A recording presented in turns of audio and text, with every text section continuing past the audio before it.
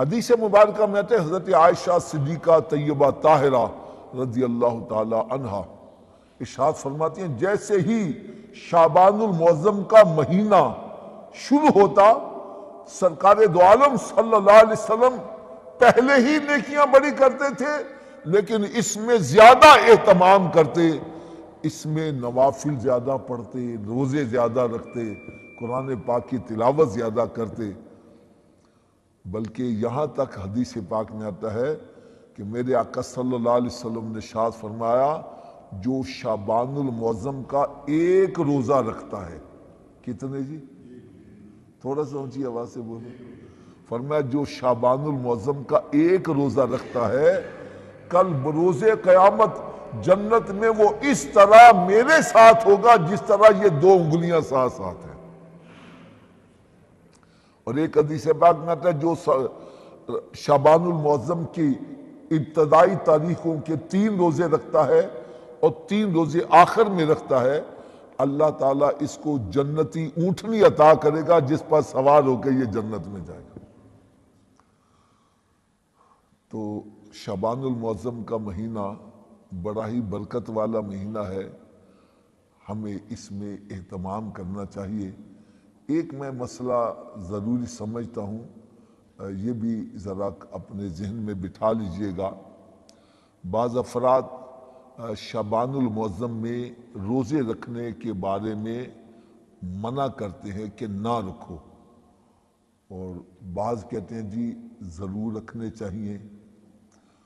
تو اس کے بارے میں کچھ عرض کر دوں۔ شعبان المعظم میں روزہ رکھنا یہ نفلی روزہ ہے، کیا ہے؟ اور رمضان المبارک کا روزہ رکھنا یہ فرض روزہ ہے۔ اگر ایک بندہ اس کا جسم اتنا کمزور ہے کہ اس کو یقین ہے کہ اگر میں نے شعبان المعظم میں روزے رکھ لیے تو میرے جسم میں اتنی نکاہت آ جائے گی، اتنی کمزوری آ جائے گی کہ میں پھر رمضان کے روزے نہیں رکھ سکوں گا، ایسے بندے کے لیے حکم یہ ہے کہ وہ شعبان کے روزے نہ رکھے، وہ رمضان شریف کے روزے رکھے، ٹھیک ہے؟ اور جو سمجھتا ہے کہ بھئی میں شعبان المعظم میں روزے رکھوں گا، مجھے روزے رکھنے کی عادت پڑ جائے گی، میرا جسم جو ہے وہ روزے رکھنے کی لائن پر چل پڑے گا، تو پھر میرے لیے رمضان کے روزے رکھنے بڑے آسان ہو جائیں گے، تو اس کو چاہیے کہ وہ شعبان المعظم کے روزے رکھے۔ آپ نے دیکھا ہوگا کہ رمضان المبارک میں جب ہم ابتدائی روزے رکھتے ہیں نا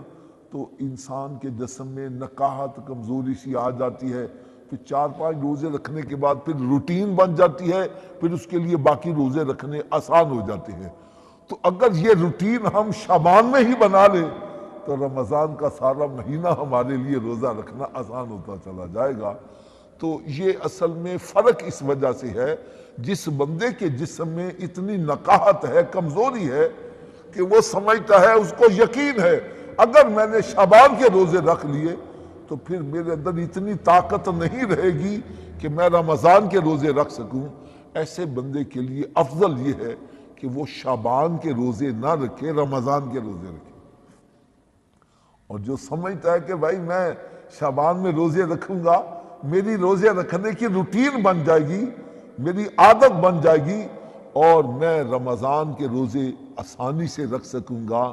میرے لیے آسانی ہو جائے گی، ایسے بندے کو چاہیے کہ شعبان المعظم میں روزے رکھے۔ حضرت عائشہ صدیقہ طیبہ طاہرہ رضی اللہ تعالیٰ عنہ ارشاد فرماتی ہیں کہ رمضان المبارک کے علاوہ، کیونکہ رمضان المبارک میں تو سارا مہینہ روزہ رکھنا فرض ہے، آپ ارشاد فرماتی ہیں کہ رمضان المبارک کے علاوہ